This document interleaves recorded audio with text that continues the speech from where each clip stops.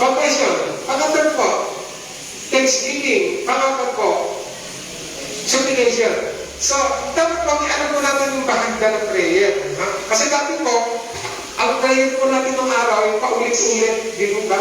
Paulit-ulit na lang prayer natin. At minsan po, nakakasampung ulit po tayo sa prayer, which is, kung lilinihin po natin, eh, hindi naman po yung itinuturo ho ng Biblia. Di ba? Sinabi natin po, mananangin ka na sa 10 beses na ganito. Mananangin ka na sa 10 beses na ganito. Hindi ba natin nakikilala si Jesus Christ? Napakahilig po natin panalangin na paulit-ulit, paulit-ulit, paulit-ulit. Pero hindi naman talaga yun ang pattern na prayer. So, now is adoration. Pangalawa po ay confession. Pangatlo po ay thanksgiving. Pangatlo po ay supplication. So, pagpupuri muna, pupurihin po muna natin ang Diyos. No? Confession, which is yung pong paghingi mo natin ng tawad sa ating Panginoon. Tapos po yung thanksgiving, pasasalamat po natin. Tapos po yung paghiling na supplication.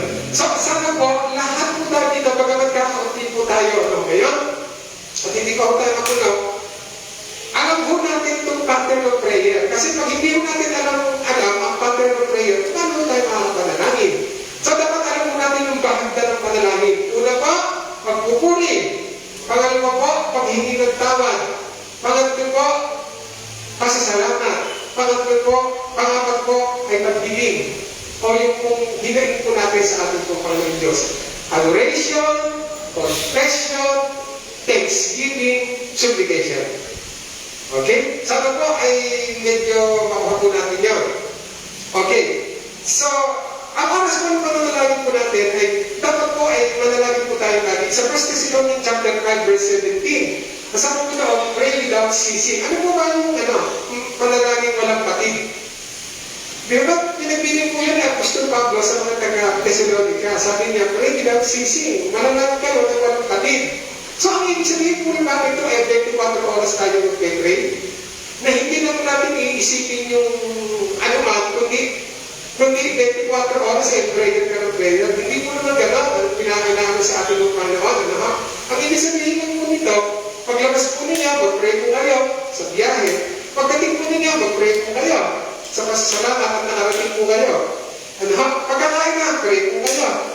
At pagka po matutulog na, iligtas po tayo sa anumang kapahamakan. Yung po ang pray without ceasing. Yung po, kapag nilin po tayo ng banal na Espiritu na manalangin, kailangan po nag-pray po tayo. Kapag po tayo nagkasala, ano po ito ba yung natin po sinasabi? Ang isang tunay ng Kristiyano po, yung tunay, lagi po sinasabi ito. Yung tunay ng Kristiyano, gagawin yung banal po yung kasalanan, ginukunin na po siya ng ating ng banal na Espiritu. At kapag siya po ay nagkasala, at that moment, siya po ay nagsisisi na. Yan po ang mga tunay ng Kristiyano. Kaya nga po, pinag-aralan po natin yung mga bunga ng tunay ng Kristiyano.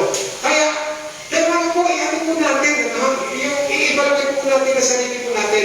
Meron po ba nag-uumpig sa atin para mag-pray? Meron po ba nag-uumpig sa atin para magsisi? Meron po ba nag-uumpig sa atin para magpuri? Meron po ba nag-uumpig sa atin para mag-confess ng kasalanan? Meron po ba nag-uumpig sa atin para magpasalamat sa Diyos? At meron po ba nag-uumpig sa atin para po siya ay ating pong hilingan ng mga bagay na dapat po natin hilingin? Kasi po, works of the Holy Spirit po yun. Trabaho po ng Banal na Espiritu yun. Na ipa-alala po sa atin yung mga bagay na dapat po natin gawin bilang mga Kristiyano. Di po ang mga tunay na Kristiyano. Yung pong pag nagkasala ay nagpo-confess, nalulungkot po siya sa kasalanan niya. Pagka po siya nagkasala, ang lungkot niya ho kasi parang si Haring David. Nung nilungkot po siya ng Nathan, sabi natin, karapan dapat ko lang ng ito. Kaya nga po yung salvation po ni Haring David, lagi po sinasabi yan. Yung pagliligtas po, yung salvation po ni Haring David, sabi niya, restore unto me the joy of my salvation. Restore unto me the joy of my salvation. Ibalik po sa akin ang bunga ng kaligayahan na aking naligtasan. Noong po siya ay nagkaroon ng kasalanan. Kaya i-evaluate po natin sa sarili po natin kasi may banal na Espiritu po tayo sa puso. Kapag walang nagpapaalala po sa atin, sa mga bagay-bagay po dito, as a Christian, we have to evaluate ourselves. I-evaluate po natin, yung sinabi ko daw sa Corinto na, hindi ba ninyo nadarama ang ano? Ito may ginawa ni Pastor Giselle, kung sa places, na tingnan po natin yun sa Corinthians. Hindi ba ninyo alam na kayo, ano sabi doon? Tiyakin ninyo mabuti kung kayo namumuhay ayon sa pananampalataya, subukan ninyo ang sarili. Hindi ba ninyo nadarama sumasaling ninyo si Kristo? Pinapunta ni Pastor Giselle isang beses, siya po nag-preach. Kaya po, ganun po, we have to evaluate ourselves. Para po tayo ay makapamuhay po talaga ng tunay na magiging Kristiyano. Makapamuhay po tayo, hindi po tayo perfecto, hindi po tayo nakakasala po tayo, meron po tayo tagapamagitan ng ating po Panginoon Diyos. Pero kapag wala po nagpapaalala po sa atin, na kailangan po natin mag-confess, kailangan po natin, kapag wala po nagpapaalala, napakahirap po doon. Okay, so kailangan po i-evaluate po natin ang ating po mga sarili kung tunay ba tayo lumalakad sa pagiging Kristiyano. No? So dapat po tayo manalangin lagi. Pray without ceasing. 1 Thessalonians chapter 5 verse 17. Kayo po kayo. Mamaya po, lalabas po kayo. Kayo po may hindi nagpe-pray. Yung pag humawak na po kayo ng nagmedela, o yung tricycle, o bisikleta, o maglalakad ka, hindi mo kayo nagpe-pray. No? Iligtas niyo po kami at marating po namin ang pupuntahan po namin. Makauwi po kami ng safe. No? Yung nililito tayo ng Holy Spirit na mag-pray, that is pray without ceasing. Pagdating po natin, sa pupuntahan po natin, Lord, thank you po sa inyong traveling mercy. Yung nagpapasalamat po tayo kasi iniligtas po tayo ng ating po Panginoon Diyos. Yan po yung pray without ceasing. Tapos, pupuntahan na natin ng mesa, kakain po tayo. Lord, thank you po sa pagkain.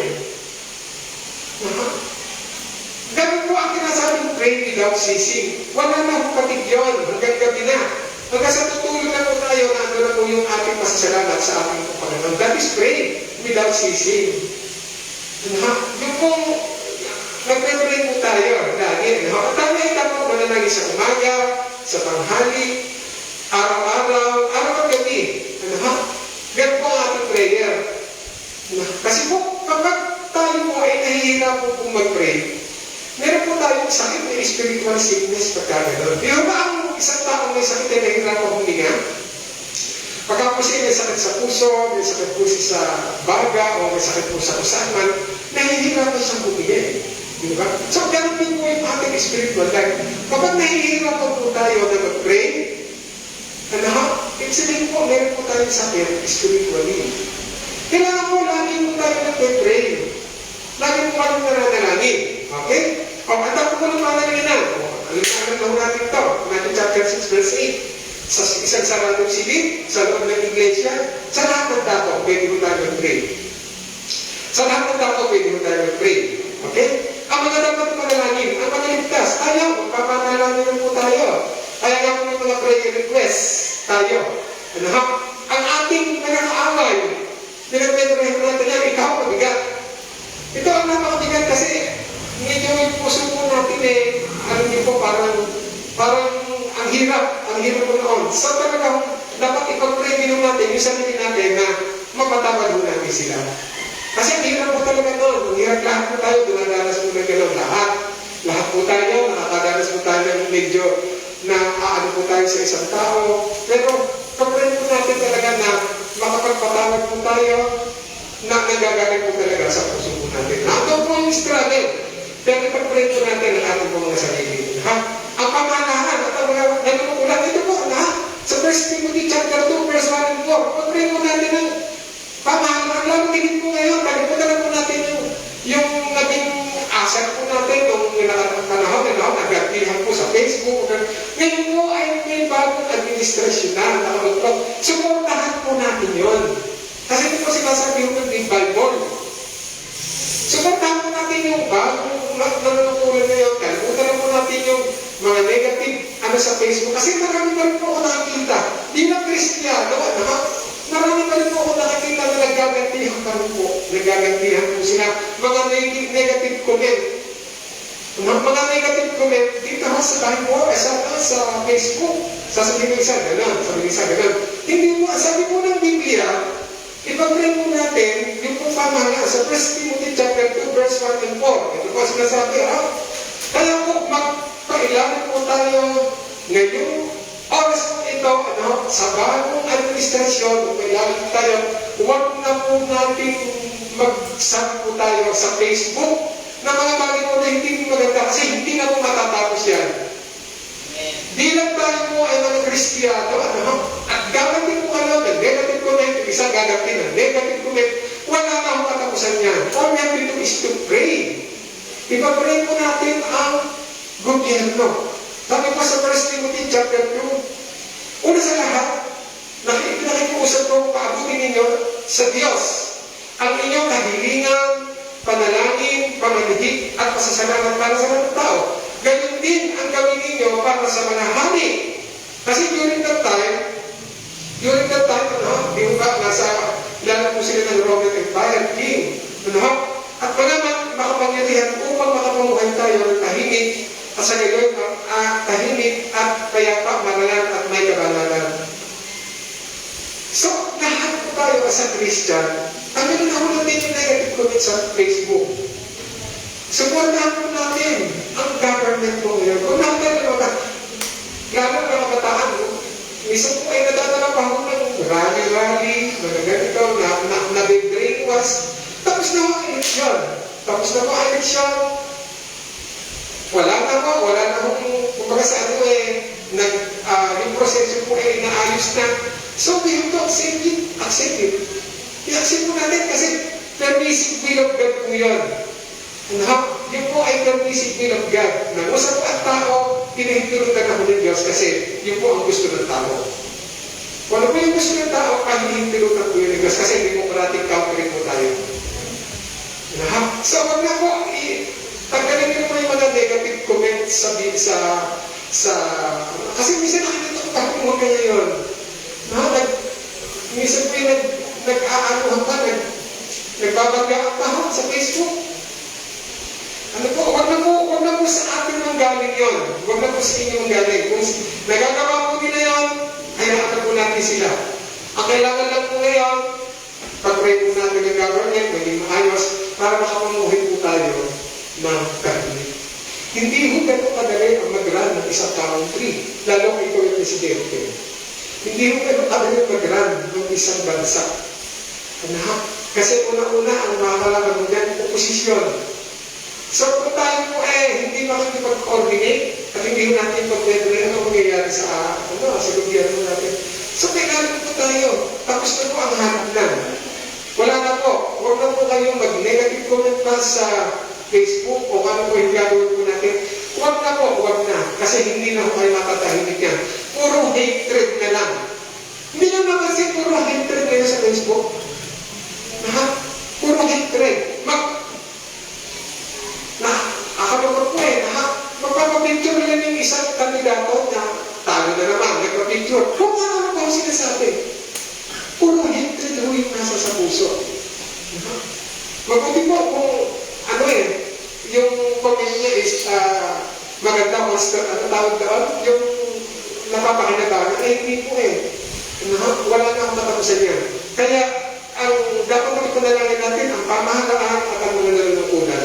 Kaya kung mag-prayer meeting, pag-pray po natin, ang bagong administrasyon, pag-pray po natin na maging maganda po ang kalabagsan po lahat para po maayos po lahat ang mga bagay. Pati puso natin bilang Kristiyano. Ang mga magagawa, kailangan po namin ipag-pray din po ninyo. Ang mga may sakit, talaga naman pinag-pray po natin.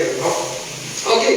Ang mga nararapat isa-isip tungkol sa panalangin. Okay, panalangin po tayo sa pangalan po ng ating Panginoon Jesus. Kaya nga po sa huli, nilalagyan po natin ng in Jesus' name we pray. Amen. Sumunod sa mga utos ng Panginoon Jesus sa 1 John chapter 3, verse 22. Okay?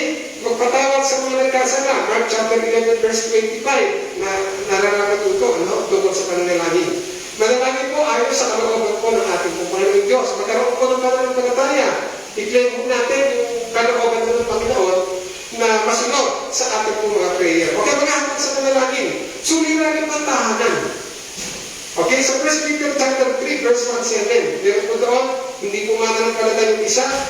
Yung ilalaki yung isa, hindi mananampalataya, babae mananampalataya. isa, lalaki mananampalataya, babae hindi mananampalataya. So, hindi po magkakasundo sa pagsasama sa relasyon dahil po sa paniniwala, nakakahadlan po yun sa panalangin. Okay? Kakulangan po ng pananampalataya. Hadlan po yan sa pananalangin. Mga kasalanan, hindi po na pagsisihan. Yung po patuloy at patuloy po sa pagkakasala. Yung sa awit chapter 66 verse 18, kung sa kasalanan ako'y magtutuloy, hindi ako diringgit ng Panginoon. Okay? Kung sa kasalanan po, pag pinagpapatuloy po natin yung kasalanan, sabi ko ng Biblia, hindi daw po tayo narinig ng ating Panginoon. Panalangin po na maging po ang motibo. Okay? So, yun po ang mga hanap po sa pananalangin. Ito na naman ang palataya, ay nararapat makipagtagpo sa Diyos sa tuwing-tuwing na. Ito ang sinasabi natin, pray without ceasing.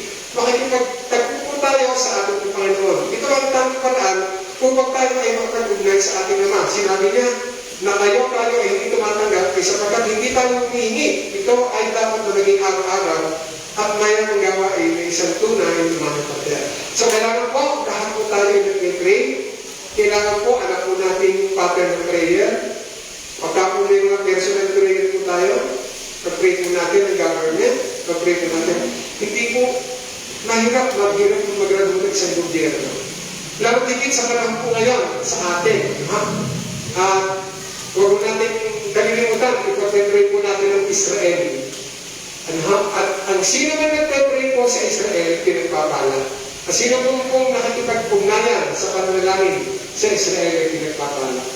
Ngayon po ang Israel, yung military drill po nila ngayon, nag-confiscate na po yung military drill nila kasi naghahanda po sila sa gera sa Iran. Naghahanda po sila sa gera sa Iran. Kaya po, pag-pray po natin sa Israel, wala po nakahimikan. Hindi rin ako nakatahimikan sa Israel.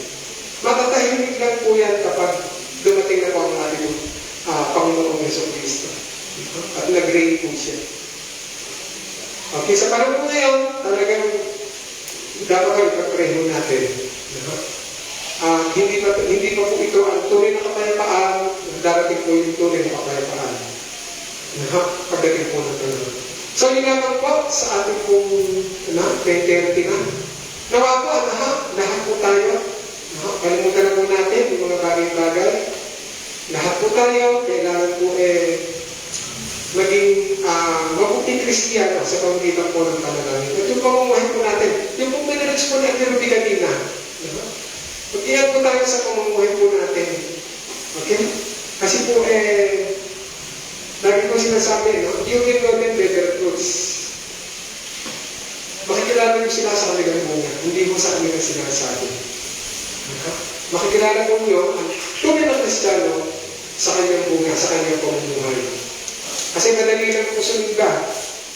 Madali lang po sumigba, magkaroon po ngayon dito, 1.5, which is nagdugod ang Panginoon doon. Madali lang mag-preach. Kung sabihin po, madali lang i-ano salita ko ng Diyos. Kung mahirap po, yung pamumuhay mo natin sa labas. Dapat po, sensitibo po kayo. Tayo lahat, maging ako, kami yung mga magagawa. Dapat po, sensitibo tayo sa pamumuhay mo natin. At baka po pagdating ng panahon akala po natin nasa liwanag tayo, kung pala nasa kalibig. Sabi nga ng Panginoon sa Luke chapter 11 verse 25, huwag mo akalain liwanag na nasa iyo, kadiliman ka lang. Isa ganun alam natin nasa liwanag, nasa kadiliman ka lang. Luke 11:35. So lahat po tayo bilang mga Kristiyano, lahat ibinirich po ng ating pong atindi tungkol po sa pag-asa po natin. Meron po tayong pag-asa, pagdating po ng panahon, makakasama po natin sa kalamanan. At patuloy po natin ang kinig pag-asa niya kasi yung pag-asa po yan, mawawala na po yan. Pag nakita na po natin face to face ang ating Panginoon Jesucristo. We will see him face to face pagdating po. Okay, bilang po at magandang umaga po sa bawat isa.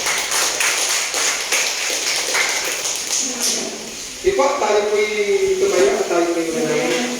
Aming Diyos ang muna sa langit, maraming po salamat sa oras mo ito sa pagbibigay mo sa amin ng pagkakataon na kung po ay aming pong masamba sa oras mo ito. Maraming po salamat sa patuloy mo kami tinuruan sa lahat po ng respeto ng aming pagkakataon. Salamat po, aming Diyos ang muna sa langit, sa pagbibigay mo sa amin ng pagkakataon na kami po ay babuhin ng muli. Napakaiksi po ng buhay.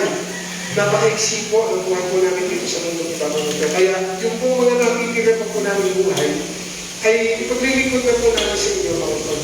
Kaya sa mga oras po ito, Diyos, tingatan po kami, patulayan niyo po kami, gabayin po kami, Panginoon, sa lahat po ng aspeto ng aming buhay, at sa lahat po ng aspeto po ng aming paglilingkod. Tulungan mo po ang iglesia nito, ang Jesus Ministry International Ministry, na naging ilaw, Panginoon, dito nga po, Panginoon, sa lahat po na sa bar, at sa lahat po ng tao, Panginoon. Nakita po sa bawat miyembro ng iglesia nito na ikaw po, Panginoon Jesucristo, ay namumuhay sa bawat isa po sa amin. Tulungan mo po kami, Panginoon, na patuloy na mabago. Tulungan mo po kami, Panginoon, na patuloy na makita sa pagitan po ng aming mga buhay na kami po talaga ay tunay na tagasunod ng aming pong Panginoon Jesucristo.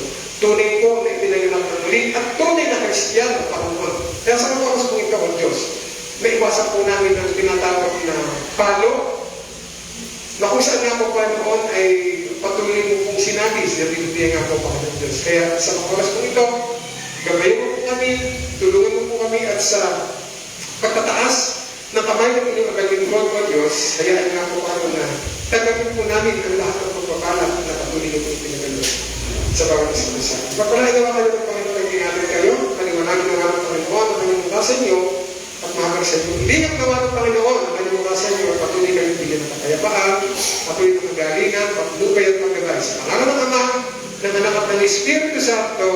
Amen. Amen.